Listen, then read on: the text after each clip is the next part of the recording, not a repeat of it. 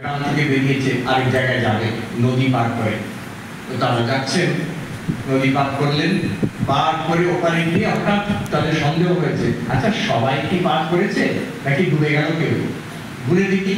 তাকে গুনতে আরম্ভ করলো, 1 2 3 4 5 6 7 8 9, এটা আমাদের 1 2 3 4 5 6 7 8 9, বাবা তুই ডুবে গেছে, কে ডুবে গেছে, কে ডুবে গেছে, দশম ব্যক্তি ডুবে গেছে, 10 person is drowned, কিন্তু 9 জনকে পাওয়া যাচ্ছে, roll number 1 to 9, roll number 10 গেল কোথায়?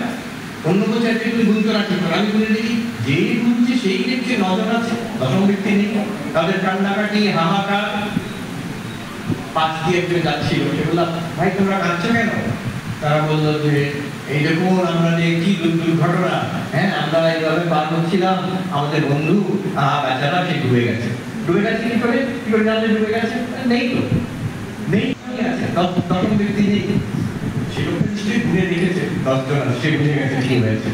তখন সে আশ্বাস দিল দশম ব্যক্তি আছে, হ্যাঁ তুমি চিন্তা করো না। এটা হচ্ছে গুরু বললো, উপনিষদ বললো, বেদ বাক্য আমাদের ধর্ম থেকে বলে দিল আছে আছে। তখন বলছে তাই কোথায়, আমি বুঝতে পারছি না কোথায়, দাঁড়াও আপনাদের দেখাচ্ছি। হ্যাঁ দেখান দেখান দশম ব্যক্তি কোথায় আছে, তোমার গুনেছি তো না, আরেকবার বলো গুনছি, আচ্ছা ঠিক আছে 1 2 3 4 5 6 7 8 9, বললাম তো 9 জন। সেই লোকটি তার হাতটা ধরে ঘুরিয়ে দিল, দশমাস্তমাসি, দশম ব্যক্তি তুমি, ইউর নাম্বার 10। তাই 1 2 3 4 1 2 3 4 5 6 7 8 9 10, আরে বাবা দশম ব্যক্তি পাওয়া গেছে, কি আনন্দ। অন্যরা বলছে আমি দেখি, সবাই বললো 1 2 3 4 5 6 7 8 9 10, আরে বাবা দশম ব্যক্তি।